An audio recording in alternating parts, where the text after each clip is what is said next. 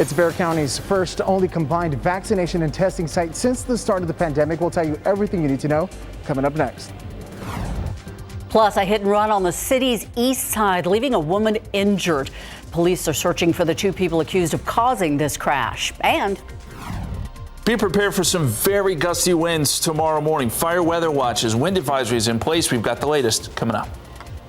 Live from KSAT 12. The news at noon starts right now.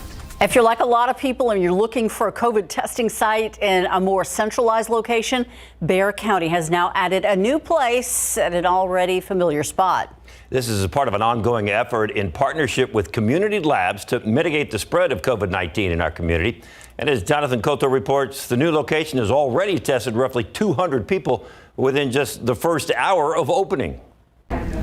It's a one-stop shop for all your COVID concerns. It's Bexar County's first and only site offering COVID-19 tests, vaccinations, and boosters. It's sort of unique, a mass testing site, vaccination site upstairs and a mass testing site down here. We're still doing, what, around 1,000 a day, Bill? Yes, sir. About 1,000 vaccinations a day up there, so we're thankful that people are coming out. Previously, Wonderland of the Americas only offering vaccines.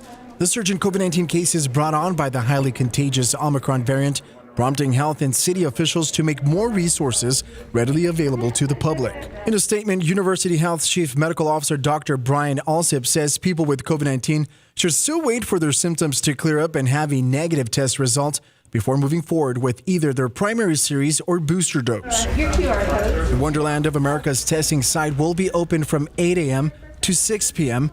Monday through Friday on a walk-up basis only. Results are returned within 24 to 48 hours. And as people head out to various testing sites across the city, health officials reminding the public of fake testing sites and urge everyone to ensure the test sites are legitimate. And again, if you suspect a site is a scam, health officials advise asking questions. Check out their website, give them a call, and get as much information as possible. In any event, fraudulent sites can be reported. For more information, head on over to KSAT.com. Reporting from Balcones Heights, Jonathan Cotto, KSAT 12 News. And here is a look at the current numbers here in Bexar County. 982 people in our local hospitals as of yesterday. 205 are in the intensive care unit and 73 are on ventilators. Doctors also seeing more children in the hospital. And our 7-day average shows we continue to see more than 4,800 new cases a day.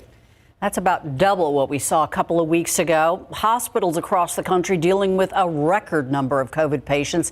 But we do finally have some encouraging news. The Omicron variant is potentially peaking in parts of the country. ABC's Rena Roy has the latest for us. At least 1,000 hospitals coast to coast are facing critical staffing shortages. And Dayton Children's Hospital in Ohio says on top of that, they're admitting more kids than ever as Omicron races across the country. Because it is so much more infectious, we are seeing huge volumes of kids who are sick. One of them, 8-month-old baby Anisha, an underweight preemie who has COVID. She's struggling with breathing issues, fevers, and is now on an IV. Is she getting these fevers and they're not coming down? Is she going to be all right? Is she going to be on a ventilator? Like, all that's running through my head.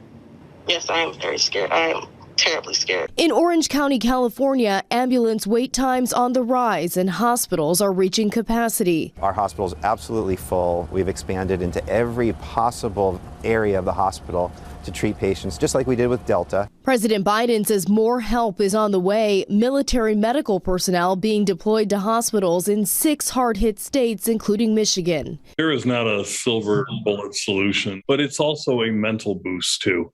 It is a great sign of hope, optimism to our care teams that they're not alone. Also a glimmer of hope, Omicron appears to be peaking in some areas, with cases seemingly flattening in New York and Washington, D.C. We're seeing some very hopeful signs that we're plateauing or even peaking in many other parts of this country.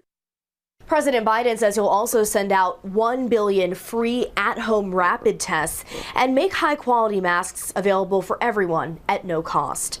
Rena Roy, ABC News, New York. And there's a vaccine clinic that's opening up later on today if you need to get your COVID vaccine. It'll be open from 2 to 5 p.m. It's at St. Mary Magdalene Catholic Church on Clower near I-10.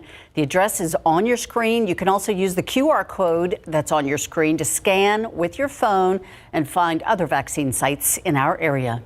In other news this noon, a woman injured in a rollover this morning, and police are searching for the 2 other people accused of causing that crash.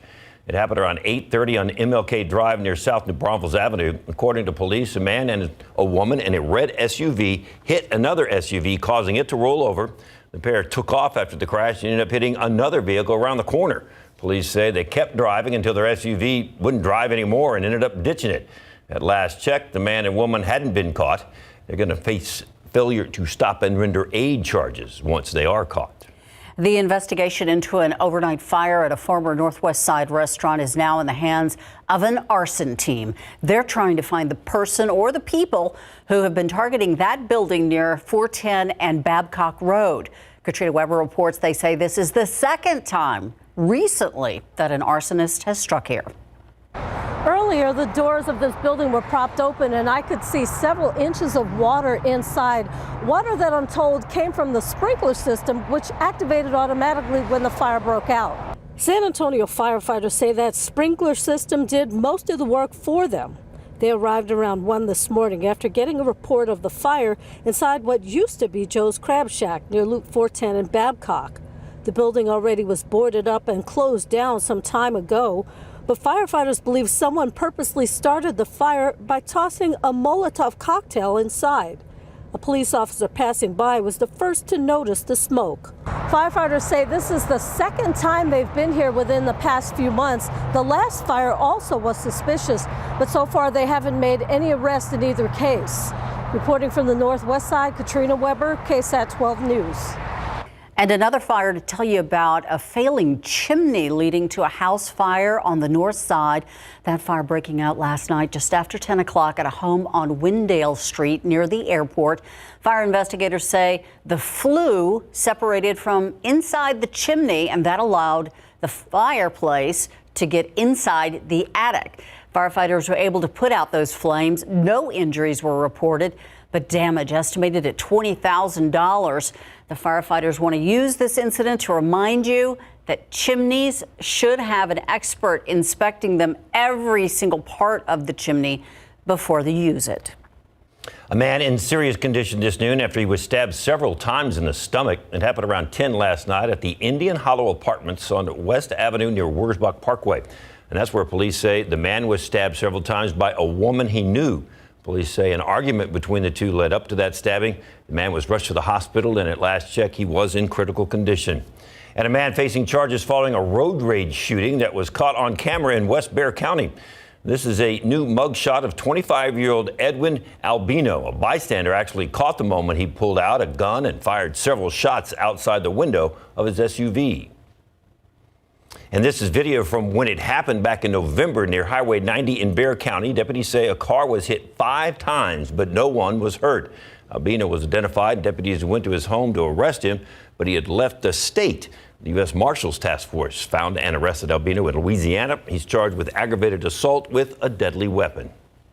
It is a National Blood Donor Month, and throughout this pandemic, there's been a shortage of blood supplies. So city and county officials are coming together this morning. They have healthcare officials with them to help ask people to please, it's time to donate blood if you're able to. Blood drives and other traditional events for people to donate blood have been scaled back because of the pandemic. The shortage of blood supplies could result in hospitals having to postpone surgeries and delaying their treatments. They're also having to carefully ration blood supplies for patients, and that's forcing healthcare workers to make some difficult decisions of who gets the blood transfusions. Health officials say the current blood supply in our area is a 2-day supply, not a lot. The goal is to have a 3 to 7 day supply. It might be your family member, your neighbor, who will live or die based on the blood donation. The South Texas Blood and Tissue Center is encouraging everyone who's eligible to donate blood. You can make an appointment or find more information by visiting their website. Coming up on the news at noon, CPS Energy is starting to upgrade its operations. How they're planning on using the extra funds from the rate hike you just received that got approved. The Texas Tech Red Raiders, one of the hottest basketball teams in college. They played a makeup game last night. Larry Mears with the highlights coming up in sports. And local leaders kicking off the start of Dream Week. That story and more coming up after the break.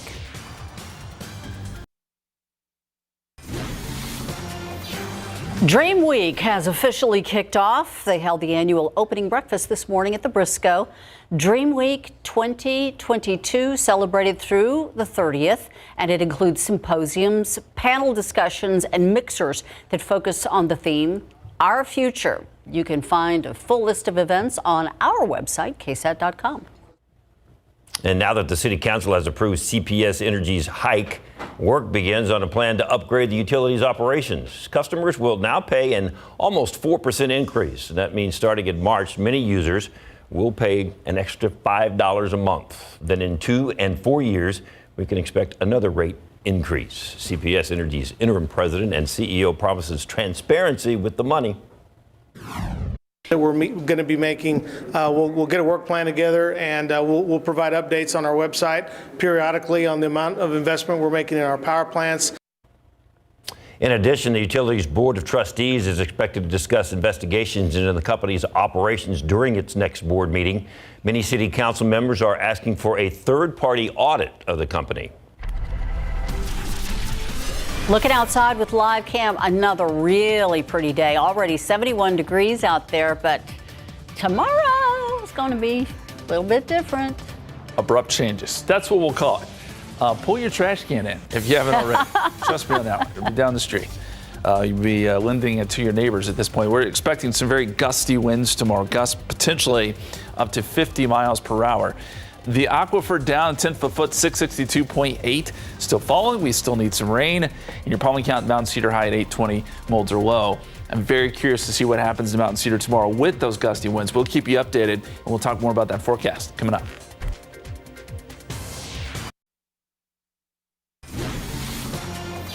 So, okay, let's review. Rocks in your pocket, and you probably need a brick now. This is going to be even more than just a few pebbles. A cinder block. Drag a cinder block with you. Don't blow away. Or just stay indoors. There's that. There's that. Yeah, the wind is going to be the big story tomorrow. And there is some concern there because you get these gusty winds. You have the drought conditions that we have now and a lot of dry air, and there is a fire threat too. We'll get to that here in just a second. First, let's go outside, talk about the positive. It's beautiful. We've got blue skies. And it is very nice at this hour, 71 degrees. Folks there around Stinson already closing in on 80 degrees. It'll be a warm afternoon. 73 Kelly, 73 Randolph. Yesterday, Del Rio, warmest place in the country, 82 degrees. We'll be right back there again today. San Antonio's looking at upper 70s for highs. 70 Bernie Stage, 72 in Comfort, 69 Los Maples, 72 Gonzales, 74 Beeville, 76 right now in Cotulla. In the forecast, I mentioned 78 degrees this afternoon. If you have plans this evening, all looks good, mostly clear. We drop down to 72, 60 by 8 p.m. Winds will be a little breezy, but nothing like they're going to be tomorrow. As we look at our next cold front, and this is where we get the abrupt changes. It should start to affect our northern counties, the hill country, by 10 p.m. We think it'll be here around San Antonio sometime right around midnight, maybe a little bit after, and then moving through our southern counties by 2 a.m. Main takeaway, gusts to 50 miles per hour with this front. Temperatures will dip into the 50s tomorrow, so about 20 degrees cooler or so for highs. And then we may be looking at a freeze Sunday morning. All depends on if winds can calm enough for those temperatures to drop. It's a little difficult to pick out this front because the air is so dry out ahead of it. There's not a real big difference here, but there is sort of another push of drier air and cooler air beginning to work into Texas at this hour. You really can tell where the front is, though, by the gusty winds. Now gusting to 36 in Lubbock, 35 in Amarillo, and these winds will only come up more as we go throughout the course of the afternoon. Here's one of the computer models showing the wind gusts by 7 p.m. this evening. Gusting to 38 in Lubbock, starting to get gusty in Abilene and Wichita Falls as well. That front quickly makes its way into our area by midnight, as we talked about in the hill country, starting to see gusts close to 40 at that time.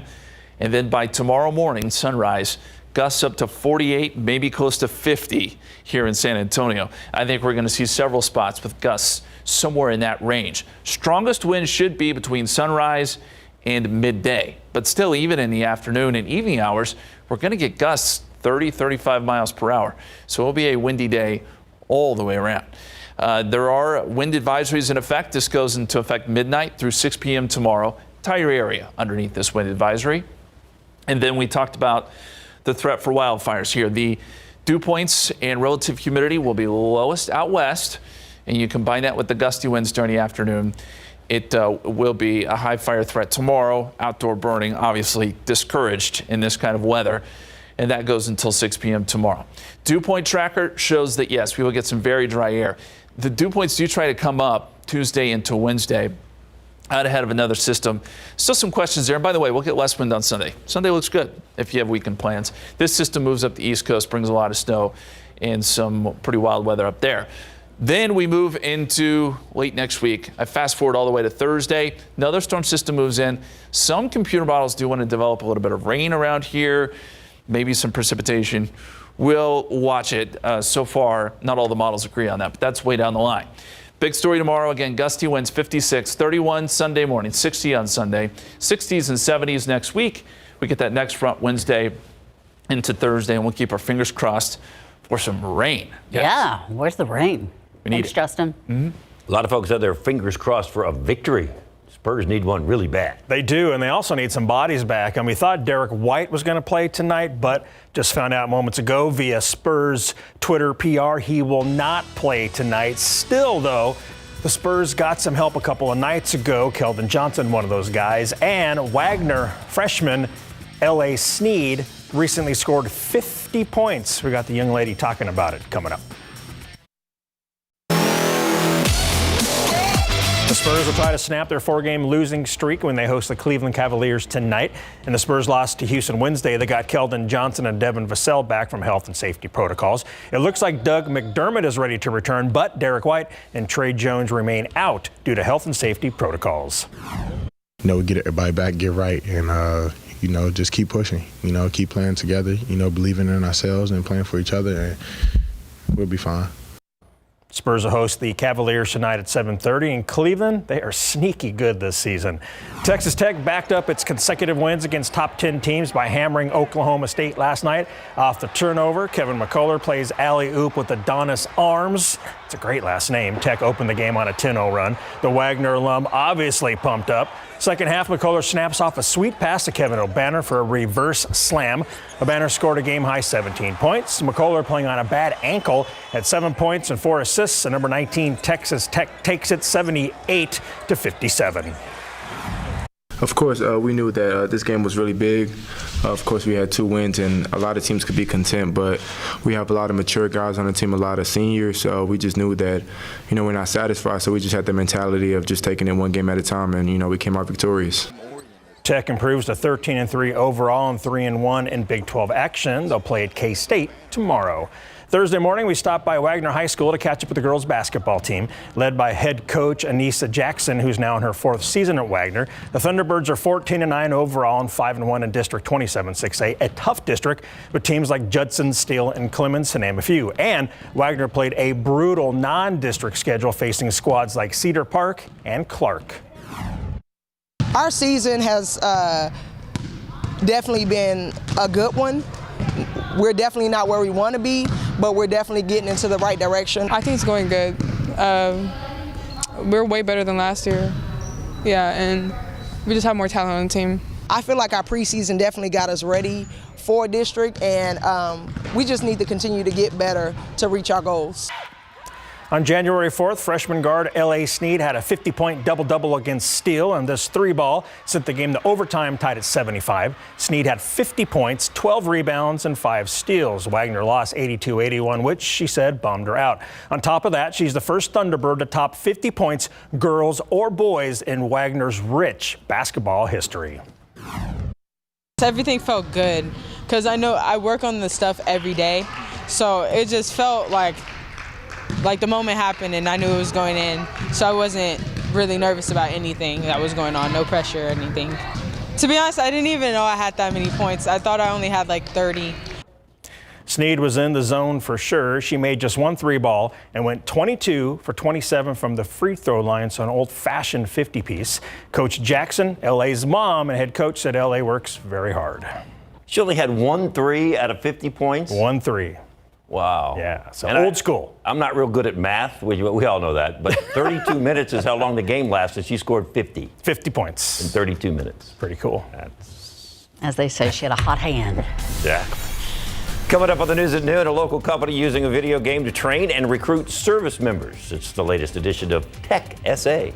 And a strong message being sent related to the January 6th attack on the Capitol. We're going to have the very latest after the break.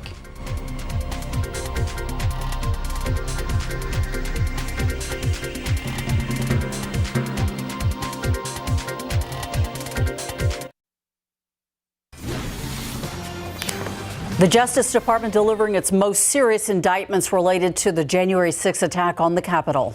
The founder of the far-right Oath Keepers militia group and 10 other members have been charged with seditious conspiracy, a charge that carries a maximum sentence of up to 20 years in prison. ABC's Ike Ajachi reports this action sends a strong message about the type of activity the DOJ believes the defendants were engaged in. Today, Stuart Rhodes, the founder and leader of the far-right militia group, the Oath Keepers, is, if convicted, potentially facing decades in prison for their alleged involvement in the deadly January 6th attack on the Capitol. Rhodes, who was on the Capitol grounds but did not specifically enter the building on January 6th, is being charged by the Department of Justice with seditious conspiracy, which can be applied when 2 or more people in the United States conspire, then that's the key word, to overthrow, put down, or to destroy by force the United States government, or to use that force in order to prevent the execution of any law. The FBI claims Rhodes and the 10 others actively conspired to oppose by force the lawful transfer of presidential power. This video from January 6th shows members of the Oath Keepers outfitted in tactical gear unlawfully entering the Capitol in what's known as a stack formation, while Congress was certifying Joe Biden's electoral college victory. You know, they're preparing for violence. I think what we saw was really an attempted coup to a certain extent. But during an interview on CNN, Rhodes' lawyer claims the Oath Keepers never assaulted anyone. Outside of the indictment, the government has admitted they did no violence, they didn't attack any police officers, and they didn't damage any property. The government classifies the Oath Keepers as an anti-government right-wing militia, known for recruiting current and former military and law enforcement officials. As for evidence, the Justice Department obtained secret communications between Rhodes and other members through the app Signal, which allegedly included talk of civil war and positioning quick reaction forces. This arrest comes as the department is facing criticism from several Democratic lawmakers, among others, for its probe into the insurrection. Last week, Attorney General Merrick Garland hinted that more arrests were to come. We resolve more straightforward cases first because they provide the evidentiary foundation for more complex cases. Rhodes' attorney says the government's case is based on lies, and he has the documents to prove it. Rhodes' first appearance in court will be this afternoon in Plano, Texas. Ike Ajachi, ABC News, Washington. The Transportation Department launching a $27 billion program to repair and upgrade U.S. bridges. It's happening as part of the infrastructure law approved in November. It comes as President Joe Biden tries to showcase how his policies are delivering for the public. The program is expected to help repair roughly 15,000 highway bridges. President Biden plans to speak today about progress made in implementing the $1 trillion infrastructure package in the 2 months since he signed it into law. In this week's Tech SA, a local company developing a video game to train and recruit service members.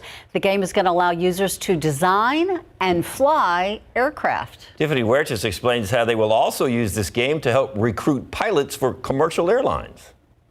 You're going to actually build an airplane. So you're going to put the wings on the fuselage, you're going to put the payload on it, then you're going to try to fly the plane. Game developers and designers with the IMG studio have been creating this video game for about a year. You're going to see how fast it can go, if it can even take off. The company won an Air Force contract to develop this game to train and recruit service members.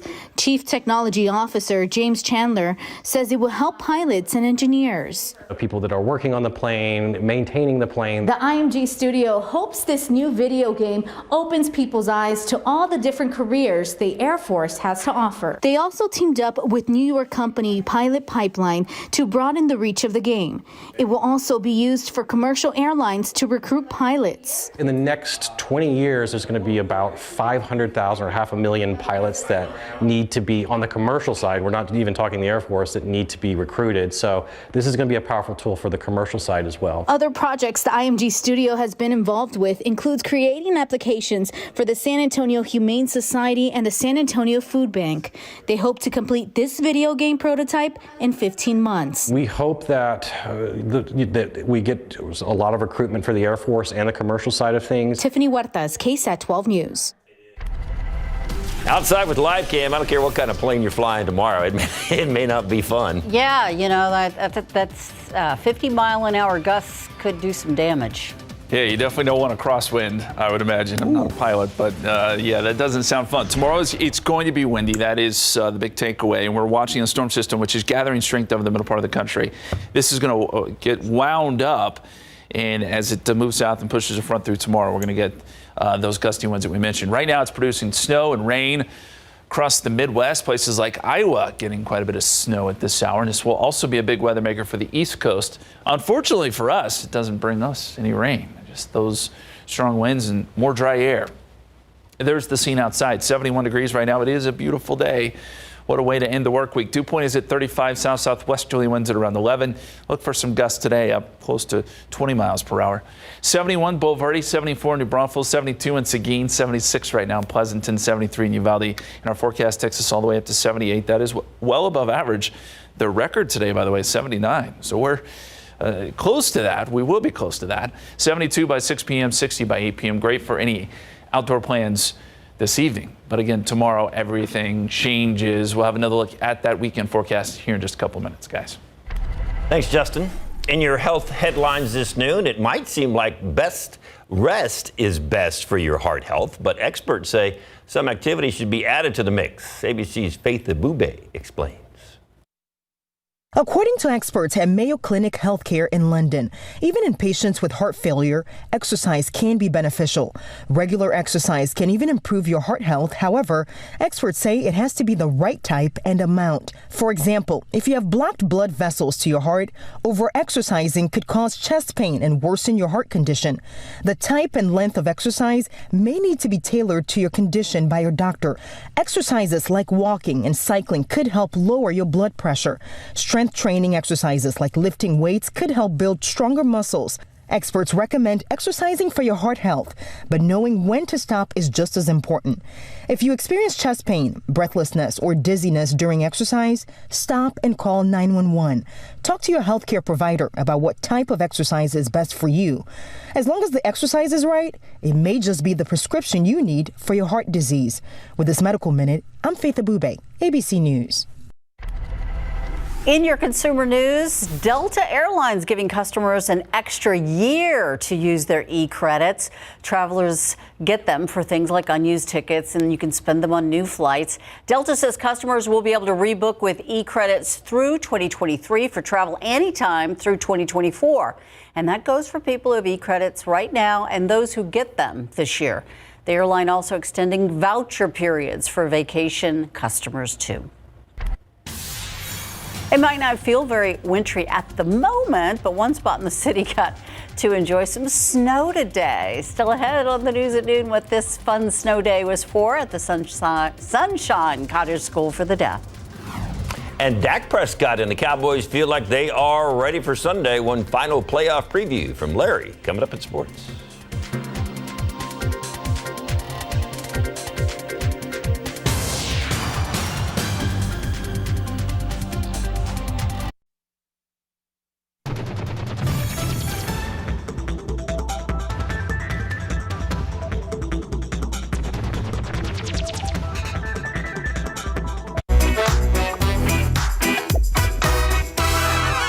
This is your daily tech and business briefing from Cheddar News.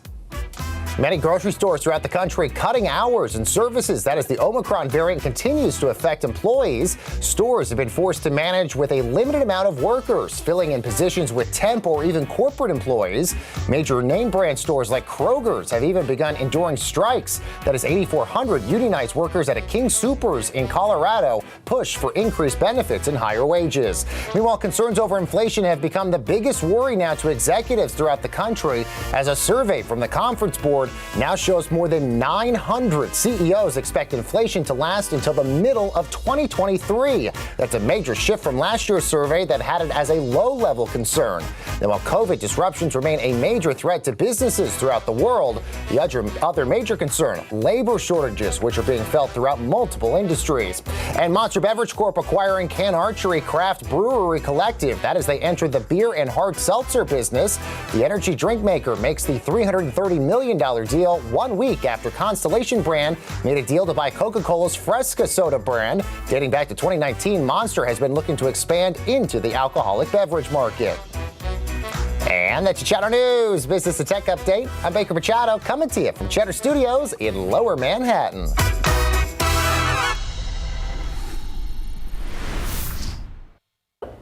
There it is. It was looking kind of dark out there for a second. Did the sun go down and I missed it? We didn't hear that No long. worries, no worries. Plenty of vitamin D today. Yeah, it's beautiful. Look at the blue sky. I mean, that is gorgeous. Temperatures are very, very comfortable right now.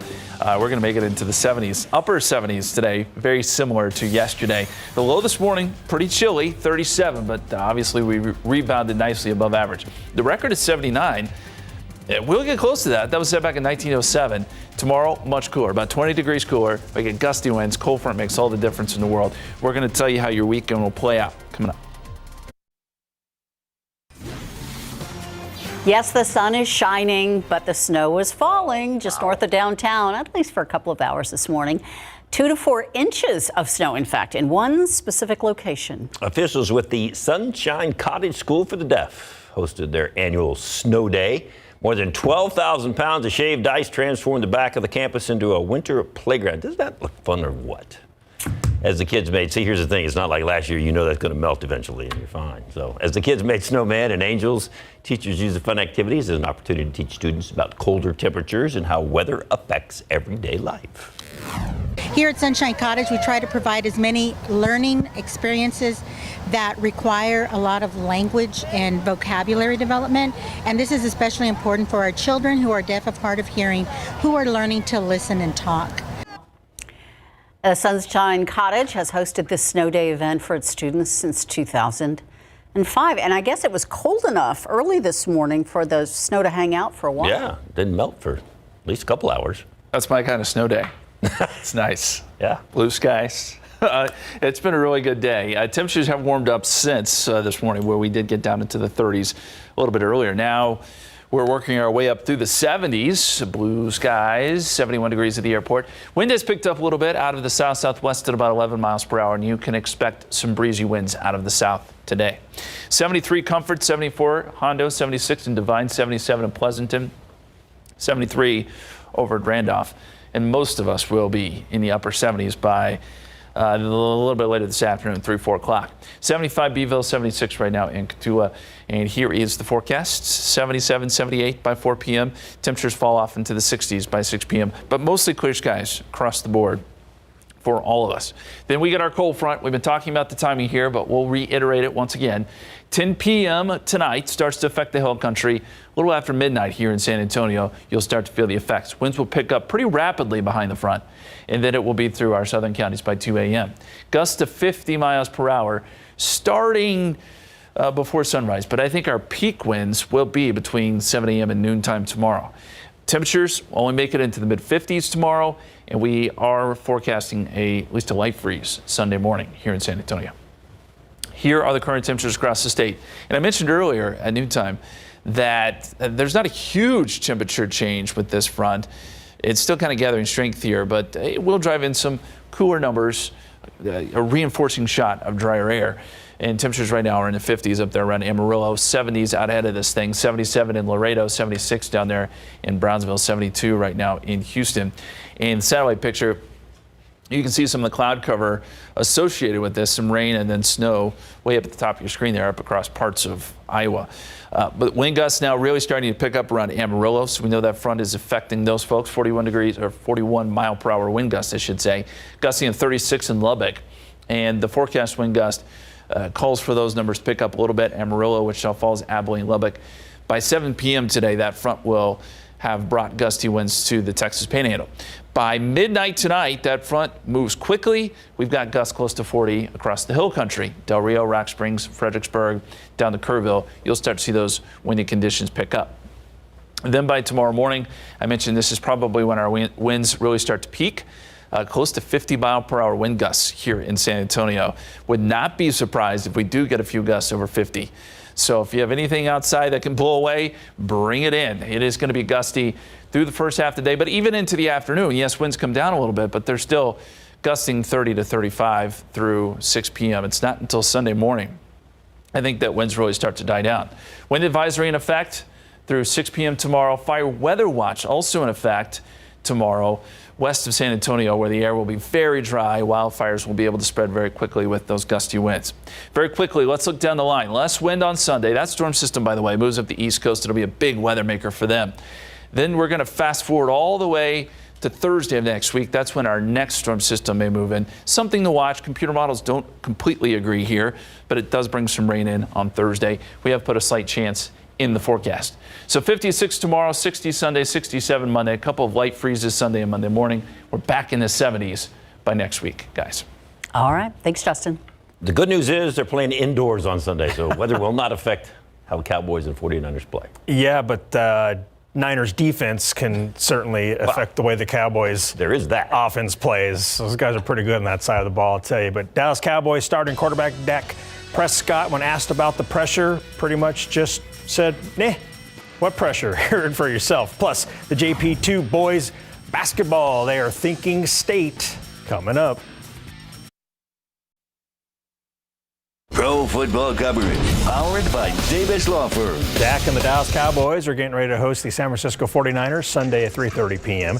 Dallas is currently favored by 3 points. Starting quarterback Dak Prescott is 1-2 in 3 career playoff games, throwing for 794 yards, 5 touchdowns, and 2 interceptions. Now, it's been a long time since the Cowboys have made a deep playoff run. Dak wants to change that. Now, Dak was asked how much does he try not to put the pressure on his shoulders to get this team where it really wants to go.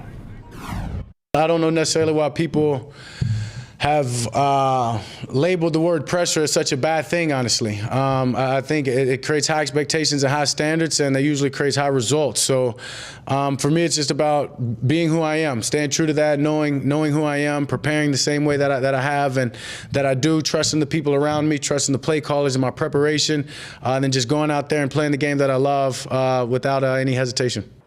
Niners defensive end Nick Bosa said Cowboys offensive tackles Tyron Smith and La'el Collins are definitely beatable. He says he respects them, but there's tape of them getting beat. Bosa finished the regular season with a career best 15.5 sacks. In boys basketball, John Paul II Catholic High School is chasing a state championship, and they have the talent to do it. Led by head coach Forrest Blackwell, the Guardians are trying for a district championship three-peat. Coach has a roster of 8 seniors and 4 juniors. Senior point guard Desmond Dudley leads the way at 15 points per game. Senior center Matthew Cuellar is averaging 14 points per, and senior guard Peyton Reimer's third at 13 points per contest. Coach says the injury bug hit them in late January, caused them to lose 4 starters. The Guardians are 11-14 overall and 1-0 in TAPS 4A District 3. Their non-district schedule was tough, facing bigger schools like Judson, Steele, and Wagner. Coach had them play 6A and 5A teams for a reason. It's a scary situation for those who've never done it before, because you don't want to hurt your team's morale. You don't want to bring back the image of your team, all right, and you don't want to give other teams reason to think there's weakness in your armor or that you're not as good as you think you are.